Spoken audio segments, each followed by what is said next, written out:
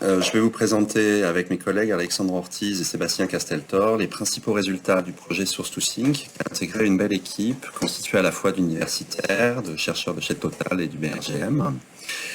et dont l'objectif principal était de documenter l'évolution d'un système Source2Sync au cours de la période post-orogénique, en prenant l'exemple des Pyrénées et en particulier de leur versant nord. Dans ce système, il va s'agir d'intégrer tous les termes depuis une source, qui est les Pyrénées et également le Massif central, qui va subir des quantités d'uplift variables au cours du temps, qui va subir des variations climatiques, dont la conséquence directe va être qu'on va avoir des quantités de sédiments et des natures de sédiments qui vont varier au cours du temps, qui vont arriver dans une zone, qui vont arriver dans le Foreland, dans lequel ces sédiments vont pouvoir être stockés, transférés ou recyclés, et dont le trajet final va être le sink final qui est le golfe de Gascogne dans le cas présent. Il va s'agir donc d'intégrer la source avec les quantités d'exhumation, les volumes distribués dans les bassins,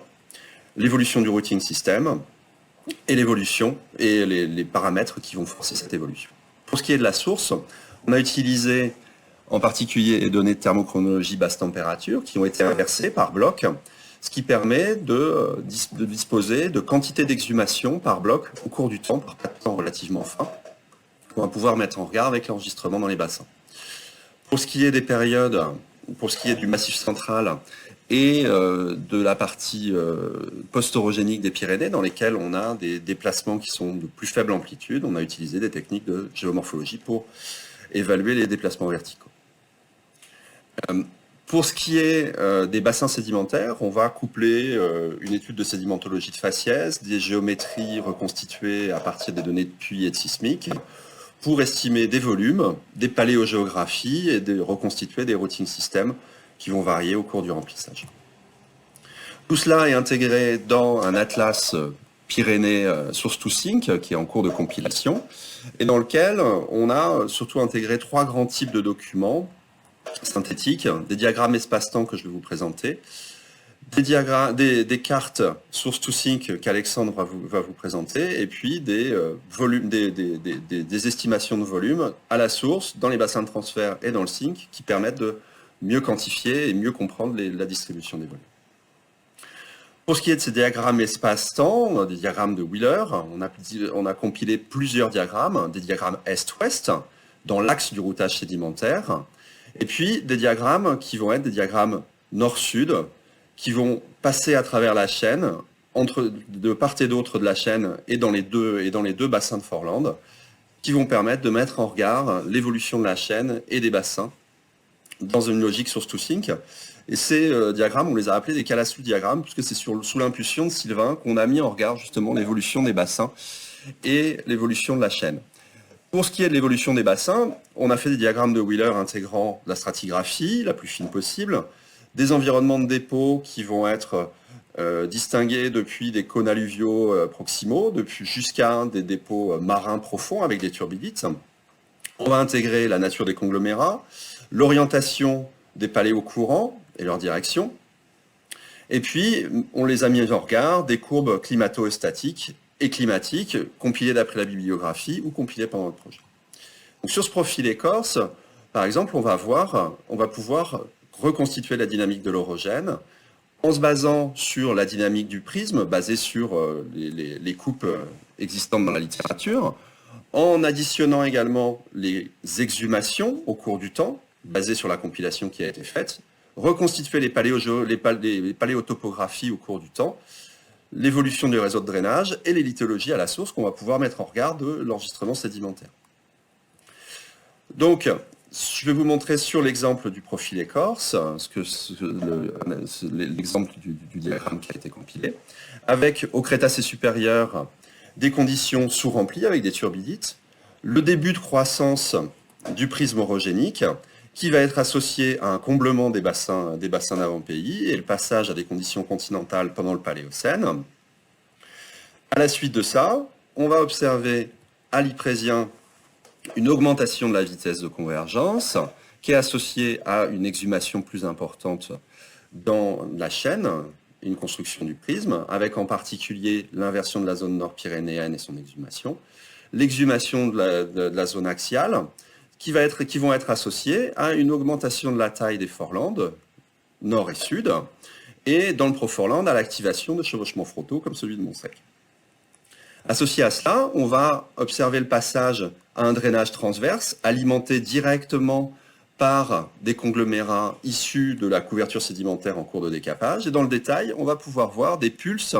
de flux terrigènes qui sont contemporains de part et d'autre de la chaîne et dont dans le versant sud, il a été montré qu'ils correspondent à des pulses climatiques de type pulses hyperthermaux et hyperhumides qui forcent des flux terrigènes. Associé à cela, pendant ce temps-là, du fait de la croissance diachrone des reliefs pyrénéens, on va avoir dans la partie est des conditions surremplies, que je viens de vous illustrer, pendant que dans la partie ouest continuent à régner des dépôts relativement profonds. Ces dépôts sont alimentés par des progradations deltaïques qui, au début, viennent principalement du Massif central, et puis avec la croissance des reliefs et la suralimentation qu'on va voir au cours de l'Yprésien-Lutétien, on va forcer une progradation qui va aboutir au comblement d'une grande partie de cette zone, au remplissage d'une grande partie de cette zone à partir du Lutétien. À partir du Barthenien, on va voir un stacking de plus en plus important dans la zone axiale, avec un empilement de nappes, une exhumation associée très importante, un empilement de nappes qui vont se faire de façon de plus en plus externe, de plus en plus vers le front. Associé à cela, on va observer l'activation de chevauchements de plus en plus frontaux et le transport des bassins associés. Et à l'Oligocène, on va avoir des conditions surremplies avec des cônes alluviaux qui vont envahir toute la zone subpyrénéenne et en même temps un endoréisme du bassin de l'Èbre. Sur le versant nord, on va voir de la même façon une augmentation de la taille du bassin de Forland et la progradation de dépôts de Piémont, qui était relativement peu caractérisée avant ce projet, mais dont dans le projet actuel, on a pu montrer qu'il y avait eu de l'ordre d'1 kilomètre de dépôts qui avaient été déposés dans le Piémont, au moins dans la partie est, et resédimentés, recyclés et réérodés pendant la période post-orogénique. Cette période post-orogénique, elle est associée justement à une très faible préservation dans le Piémont,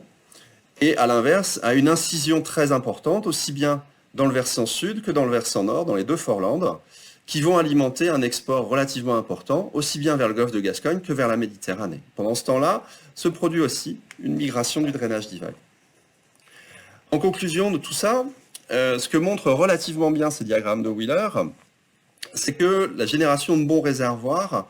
elle se fait principalement durant les périodes qui sont de drainage longitudinal, et elles sont ici principalement les deltas en jaune, et ce qu'on voit, c'est qu'ils sont relativement rares dans le temps et dans l'espace d'avoir des bons réservoirs, et que ces réservoirs sont surtout créés dans une période relativement précoce de l'orogène, alors que pendant la période saint-orogénique où on crée le plus de sédiments, on génère relativement peu de bons réservoirs, même si on génère beaucoup de matériel. Et la période pendant laquelle on va pouvoir recréer des bons réservoirs, c'est durant la période post-orogénique, pendant laquelle on va éroder tout ce piémont, éroder ces bassins et resédimenter dans les cycles finales. C'est ce que Alexandre va vous illustrer. Bonjour à tous, donc moi je vais vous présenter d'autres documents de synthèse du projet focalisés sur le source to sink pyrénéen. Donc ma présentation va s'articuler en deux axes. Tout d'abord la présentation des cartes source to sink, puis dans un deuxième temps la présentation d'une synthèse des volumes et quelques notions comme les bassins de transfert, le recyclage et l'aspect prédictif. Donc la première étape de construction de ces cartes était de choisir les time steps des différentes cartes que nous voulions réaliser afin d'illustrer différents états du système. Donc deux cartes dans la période collisionnelle, donc 40 millions d'années et 35 millions d'années, une carte à 24 millions d'années qui reflète une condition post-orogénique pour la partie nord et encore un système orogénique pour la partie sud, et enfin une carte dans le post-orogénique à 11 millions d'années. La seconde étape pour la construction de ces cartes était de réaliser une légende qui servirait pour tous les documents de synthèse, que ce soit les Wheeler, les cartes Westerhoff, mais également les cartes source to sink. Pour la partie bassin, on a utilisé une approche classique bien connue avec l'utilisation de la sismique, des puits, et des différentes cartes géologiques, et on a incrémenté les différentes études bibliographiques sur la partie sud par exemple. La partie source maintenant, donc c'est dans cet item que le projet s'est attaché à proposer de nouvelles représentations du système en érosion, avec par exemple une synthèse des coupes restaurées du système pyrénéen afin d'obtenir pour le domaine source des cartes paléogéologiques au cours du temps. Sur ces cartes paléogéologiques du domaine en érosion, nous nous sommes attachés à représenter les mouvements verticaux à partir de deux méthodes, la thermochronologie et la géomorphologie, avec par exemple pour les Pyrénées une modélisation de toutes les données thermochronologiques disponibles dans le système, et pour la géomorphologie, la caractérisation des surfaces d'aplanissement du massif central au cours du temps. C'est maintenant une carte décomposée, donc au châssis. Ce qui est important de voir, c'est qu'on utilise un fond cinématique produit par Gianluca Frasca dans le cadre du projet Engem. Sur ce fond cinématique, on y appose la partie source avec la paléogéologie dans la zone axiale, et puis la position de la couverture mésozoïque et les dépôts orogéniques. On y appose également l'exhumation pour la partie pyrénéenne et les autres massifs, et la structurale, puis la paléogéographie, les valeurs d'épaisseur dans les différents domaines étudiés, pour arriver à une carte finale de ce type. Donc on passe maintenant à la présentation des cartes, avec la première à 40 millions d'années, qui se situe pendant la phase collisionnelle, qui montre pour la partie source une exhumation assez importante sur l'ensemble du domaine pyrénéen, avec des valeurs à 0,5 mm par an, une exhumation beaucoup plus marquée dans la partie nord du système pyrénéen. Pour la partie Sync, on observe que les cônes alluviaux sont bien développés dans la partie est du bassin de l'Èbre et du bassin d'Aquitaine, et que les dépôts-centres majeurs sont localisés également dans la partie est où la subsidence est la plus importante. On passe à la seconde carte, toujours durant la phase collisionnelle, à 35 millions d'années. La grande différence avec la carte précédente, c'est qu'on a une augmentation significative de la topographie à cette époque. Pour la partie source, on observe une migration vers l'ouest de l'exhumation, encore une fois localisée dans la partie nord du système pyrénéen. On a également une exhumation importante dans la chaîne cantabrique. À cette époque, ce qui est important de voir, c'est que le système sud-pyrénéen est passé dans des conditions endoriques, avec le soulèvement à l'est de Catalan Coastal Range et à l'ouest l'inversion du bassin basque-cantabrique. En termes de répartition des dépôts, on observe qu'ils sont encore une fois localisés à l'est dans les deux Forlandes et qu'on n'a encore aucun export vers la partie distale, par exemple pour la partie nord. La troisième carte illustre l'état du système à 24 millions d'années, avec un maximum de topographie à cette période, et un système qui est encore orogénique dans la partie sud-pyrénéenne et post-orogénique dans la partie nord-pyrénéenne. Cette carte montre pour la partie source trois zones d'exhumation préférentielle, une dans la partie est qui va alimenter en majeure partie le golfe du Lion en sédiments, une dans la partie centrale et dans la partie ouest qui vont alimenter l'important dépôt-centre du bassin de l'Èbre. En termes de répartition des dépôts, on a une migration vers l'ouest des dépôts-centres, comme on peut voir en bassin de l'Èbre et dans le bassin d'Aquitaine. La forte accumulation au bassin de l'Èbre est due à la fois à une forte exhumation et une forte production de sédiments, mais également à l'endoréisme du bassin de l'Èbre qui entraîne un remplissage important de ce bassin. Enfin, pour la partie déformation, on observe que pour la partie nord, Aquitaine, la déformation s'est arrêtée, alors que pour la partie ibérique, on a un paroxysme de déformation. On a également le début de la mise en place du système turbidity dans la partie nord, vers le golfe de Gascogne. Enfin, une carte à 11 millions d'années qui illustre l'état du système dans des conditions post-orogéniques pour la partie nord et pour la partie sud. Cette carte montre pour la partie source une exhumation localisée dans la partie ouest du système pyrénéen. Ce qui est important de voir ici, c'est la migration également vers l'ouest des aires de sédimentation pour la partie Aquitaine et la partie bassin de l'Èbre. Enfin, les dépôts-centres préservés se trouvent également dans la partie ouest, dans les prismes progradants de la marge aquitaine et dans le système sync final du golfe de Gascogne, qui est le système turbidétique. Cela montre que l'on va avoir le début du cannibalisme dans les deux bassins d'avant-pays que je détaillerai plus tard. Je vous présente maintenant le second type de cartes que nous avons compilées au sein de ce projet, qui sont des cartes de Sediment Routing System. On a représenté ici la topographie, donc issue de la bibliographie, avec par exemple les études de flexure, les études sur les isotopes stables de l'oxygène. On a remplacé également les aires de sédimentation soit marines, soit continentales. Les taux de sédimentation représentés également dans les différents bassins, et les flèches de routage, donc dans la partie source, dans la partie transfert et dans la partie sync. Donc voici une première série de cartes où on illustre l'évolution de la topographie et la répartition du domaine continental et du domaine marin. À 40 millions d'années, une topographie plutôt localisée à l'est, avec toujours une connexion du bassin sud-pyrénéen vers l'Atlantique, au Préabonien, l'endoréisme du système sud-pyrénéen, l'augmentation de la topographie au Châtien, puis au Tortonien, on retrouve la topographie presque actuelle. Ensuite, une deuxième série de cartes où on y appose les dépôts centres, les taux de sédimentation et les flèches de sédiment routing system. Au début de l'histoire, on a des taux de sédimentation qui sont localisés dans la partie est du système, au Bartonien et au Préabonien.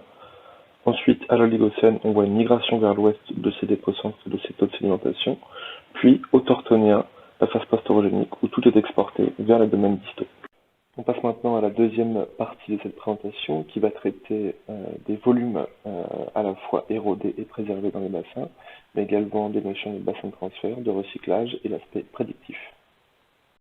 Cette synthèse s'appuie en grande partie sur les différents résultats du projet dans l'estimation des volumes, par exemple pour la partie pyrénéenne avec la modélisation du besoin thermochronologique, pour la partie bassin Aquitaine et Golfe de Gascogne, la quantification des volumes silico-clastiques préservés, et enfin on a incrémenté à cette synthèse les différentes études provenant de la bibliographie, que ce soit le bassin de l'Èbre, le bassin de Valence et le bassin du Douro. Afin de mieux contraindre aussi le sourcing des différentes dépôts centres, nous avons également fait une synthèse de l'évolution du divide à partir des différentes études disponibles dans la bibliographie sur le traçage de sources pour avoir un divide bien positionné pour chaque période de temps. Voici donc une carte qui résume au premier ordre cette synthèse de volumes préservés et érodés dans le système péripyrénéen. On observe que pour tout le tertiaire, on a 262 000 km3 de sédiments préservés, ce qui est peu comparé à d'autres orogènes comme les Alpes par exemple. En termes de répartition, on a 2 fois plus de sédiments préservés dans la partie sud, Èbre plus Valence, que dans la partie nord, Aquitaine plus Golfe de Gascogne. Et qu'au premier ordre, on a une balance qui colle assez bien entre sédiments préservés et volume de roches érodées dans la partie pyrénéenne. Voici maintenant les volumes préservés dans les bassins représentés en taux, en kilomètres cubes par million d'années. Donc en haut, vous avez les taux globaux des deux Forlandes et en bas, les deux Forlandes dissociées. Donc ce qu'on observe, c'est qu'on a une forte augmentation à l'Oligocène des sédiments préservés dans les deux bassins, qui, lorsque l'on regarde entre tectonique et climat, semblerait plutôt contrôlé par la tectonique, puisqu'à ce moment-là, on a une forte exhumation dans le système pyrénéen et un taux de convergence assez important. À cette échelle-là, on n'est pas capable de dissocier ce qui est climat contrôlé de tectonique contrôlée. Cependant, dans la troisième partie de présentation, Sébastien Casteltor vous présentera différents aspects sur le climat, l'architecture sédimentaire, lorsque l'on augmente la résolution d'études et qu'on regarde des événements critiques tels que le PETM par exemple. On va maintenant se focaliser sur la partie sud du système, avec en bas les taux et en haut la carte. Donc les taux en bas sont des kilomètres cubes par million d'années, où à gauche on a la source, donc ce qui sort des Pyrénées pour la partie sud en prenant en compte le divide, et à droite les deux bassins dissociés, avec également des taux de préservation de sédiments.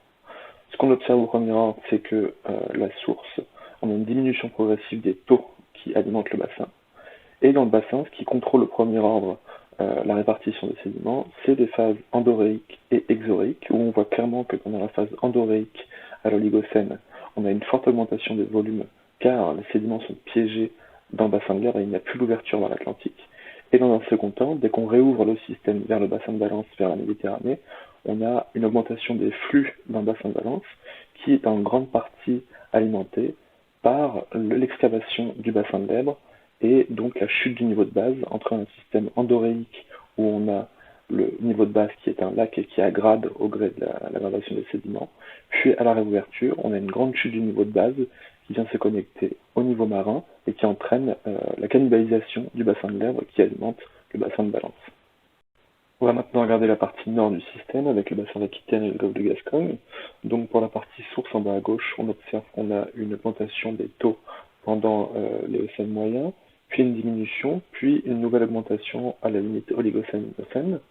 Pour la partie bassin, on observe qu'on a le même effet de tiroir que pour la partie sud, c'est-à-dire qu'on a une forte accumulation dans le bassin d'Aquitaine au début de l'histoire jusqu'à la fin du Paléogène. Puis,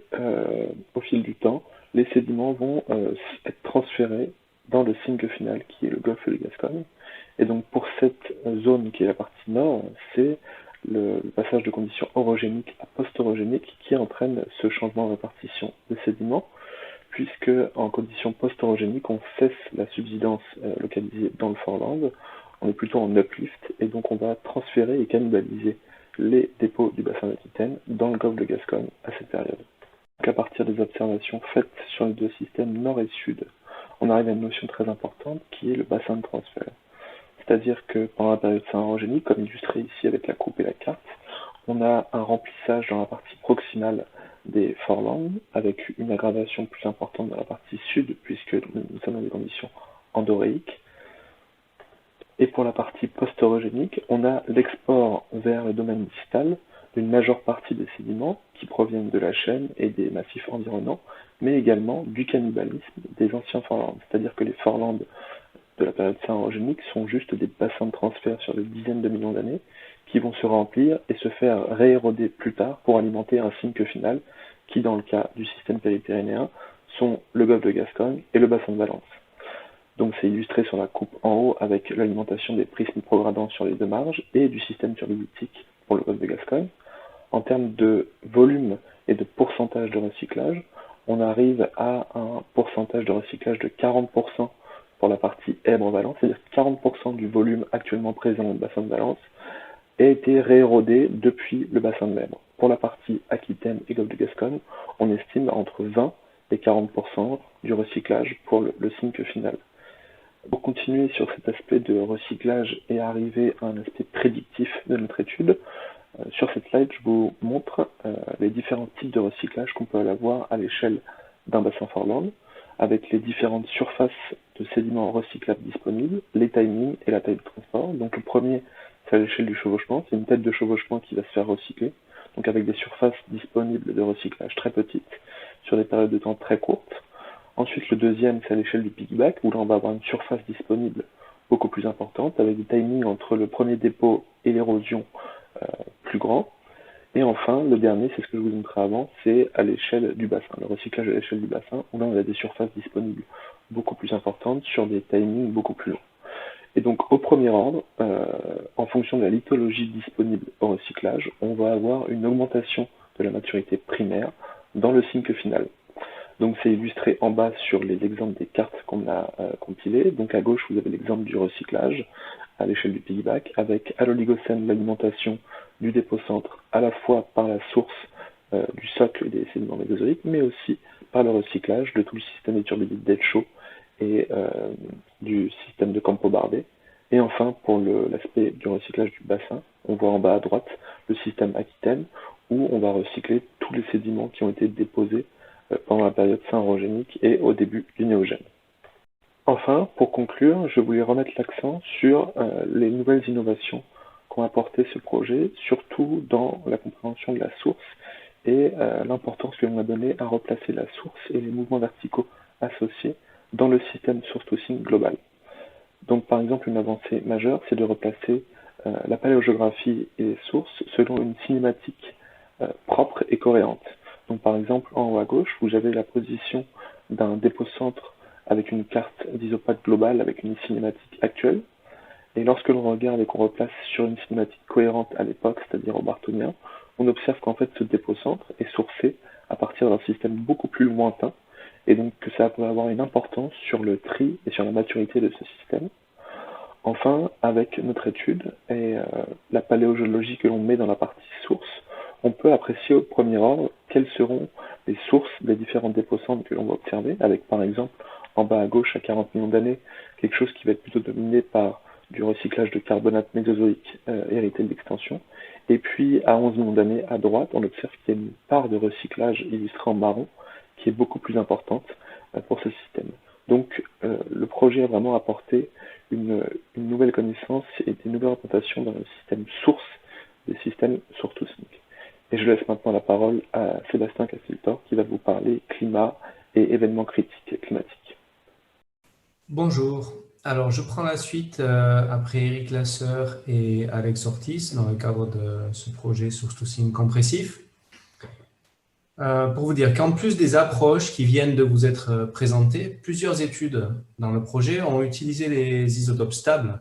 de l'oxygène, du carbone par exemple, pour essayer de reconstruire les signaux climatiques et leur relation à la dynamique stratigraphique, à la dynamique des flux et à l'évolution tectonique du système orogène bassin. Dans cet exemple, nous avons généré un enregistrement des isotopes de l'oxygène en milieu marin peu profond de 54 millions d'années à 42 millions d'années sur le versant sud des Pyrénées. Et ce qu'on voit, c'est que la courbe locale en bleu diverge fortement du signal global, mais dans le même sens, c'est-à-dire qu'on va vers des valeurs négatives, mais beaucoup plus rapidement au cours de l'Yprésien. Et cet effet, cette divergence peut être expliquée par l'effet de la croissance topographique de la chaîne à cette époque. Ensuite, les deux courbes évoluent en parallèle, les signaux évoluent en parallèle, ce qui montre que, en tout cas pendant le Lutétien, on n'a pas d'évolution topographique majeure de la chaîne. Si on met ces données en synthèse avec ce qu'on connaît de la topographie lors de l'initiation de la chaîne et ce qu'on connaît de la topographie d'après les modélisations flexurales de Maggie Curie, notamment en 2019, on observe une croissance topographique de la chaîne, une évolution, une histoire topographique de la chaîne des Pyrénées qui est faite de deux grandes phases de croissance essentiellement, ici à l'Yprésien et puis à la fin de l'Éocène au Oligocène. Et ces deux phases correspondent clairement à des changements de vitesse majeurs de la convergence aux limites de plaques, ici et puis ici. Quand la tectonique s'arrête, la topographie par contre reste et ne décline que lentement. Ces augmentations, ces moments de croissance topographique correspondent aussi aux périodes d'exhumation maximale ici en orange. Et on voit qu'elles se font sur des temps de l'ordre de 5 à 8 millions d'années en réponse aux événements tectoniques. Si on observe l'évolution climatique globale ou régionale sur la même période, on constate que les changements topographiques interviennent au sein même des grandes tendances climatiques sans être perturbés par les crises climatiques. Et quand on s'intéresse aux flux sédimentaires, ici en jaune, il s'agit des volumes préservés dans le bassin de l'Èbre et compilés par Alex Ortiz, on constate que son évolution est bien en relation directe avec la tectonique et la topographie et non avec le climat. Donc on a une augmentation du flux ici, une deuxième augmentation majeure ici, exactement en relation avec les épisodes tectoniques. C'est donc la dynamique tectonique qui semble déterminer l'évolution topographique plus que le climat. Sauf on voit bien sûr que la tectonique n'a plus d'effet quand elle s'arrête. La topographie ne décline pas de manière proportionnelle. Et ce constat d'ensemble est en accord avec le cadre théorique, car la réponse des systèmes érosifs au climat étant très rapide, l'érosion peut rester en permanence dans une sorte d'équilibre avec le climat et en réponse à l'uplift qui lui évolue. Plusieurs travaux dans le projet démontrent en revanche la très forte signature des événements brefs, des événements critiques de type hyperthermal comme le PETM, les différents ETM ici de l'Early Eocene et le MECO, le Middle Eocene Climatic Optimum, qui sont vus comme des aberrations climatiques et qui ponctuent les tendances et les rythmes climatiques du Cénozoïque. L'étude de ces événements dans les Pyrénées nord et sud montre à chaque fois une augmentation du flux et du détritisme lors des augmentations de la température et de l'humidité. Et ce qui est intéressant, c'est qu'au contraire des courbes statiques, comme la courbe qui est en bleu ici, et c'est au contraire des courbes statiques qui sont souvent sujettes à débat, notamment quant à leur validité et la façon dont elles sont établies, l'enregistrement isotopique global constitue, lui, une courbe de référence robuste, largement acceptée, et la considération des événements climatiques extrêmes dans une approche source-to-sink a donc une très forte valeur ajoutée en termes de prédiction stratigraphique. On sait à quoi s'entendre en termes de stratigraphie, et aussi en termes une valeur ajoutée en termes de corrélation globale, même dans des environnements tectoniques actifs. De plus, et pour finir sur ce chapitre, la signature des événements critique dans l'enregistrement sédimentaire, c'est aussi une illustration éloquente de l'importance du flux sédimentaire dans l'architecture stratigraphique des dépôts, avec des cycles stratigraphiques qui vont être ici entièrement dominés par le flux. Enfin, la dernière des conclusions que nous souhaitions vous présenter concerne l'élaboration en cours d'un vade-mecum, un ouvrage similaire en philosophie au vade-mecum de stratigraphie séquentielle connu chez Total, c'est-à-dire qui rassemble un historique, les concepts pertinents, des références majeures et des illustrations qui sont dédiées à l'ouvrage. Et dans ce vade-mecum, par exemple, nous allons présenter tous les grands concepts géomorphologiques qui régissent, disons, la production du flux sédimentaire dans la zone source, tous ceux qui régissent le transport et le stockage des sédiments dans la zone de transfert, également tous les grands concepts de stratigraphie séquentielle, mais qui intègrent notamment les aspects climatiques et flux sédimentaires dont j'ai parlé précédemment. Et puis, nous abordons aussi l'aspect forçage tectonique, climatique ou autogénique sous l'angle des signaux, c'est-à-dire avec une notion de durée, magnitude, et puis sous l'angle de leur propagation au sein du système sédimentaire en fonction du temps de réponse des différents subsystèmes au sein du système sédimentaire. Enfin, dans le vade-mecum, nous proposons aussi une sorte de livre de recettes qui permettra à chaque lecteur de rapidement s'informer sur les méthodes, les approches disponibles pour estimer les grandes variables pertinentes telles que l'érosion, la paléo-altitude, les paléoclimats, la géométrie des bassins de drainage et toute la gamme de ces paramètres et variables pertinents dans l'approche source-to-sink. Et puis, on voulait, au nom de tout le groupe, envoyer tous nos très forts remerciements à notre team de leaders charismatiques, Sylvain Calassou, Charlotte Fillon et Eric Glasseur, en les remerciant pour leur persévérance sans faille et leur bonne humeur toujours. Un grand merci à tous les trois.